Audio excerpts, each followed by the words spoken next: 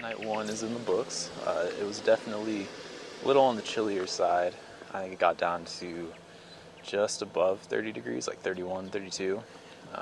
Camper held up really nice. I definitely wish we had a diesel heater right now.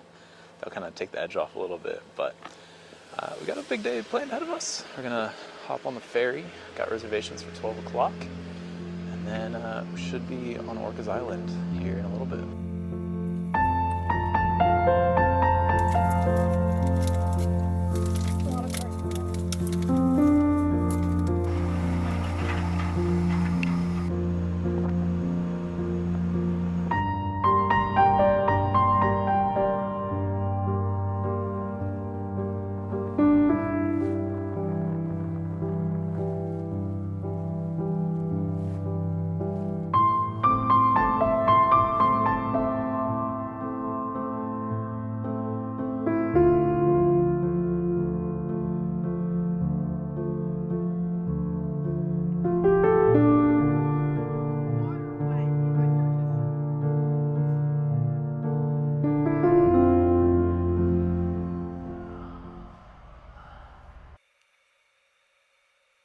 Can you?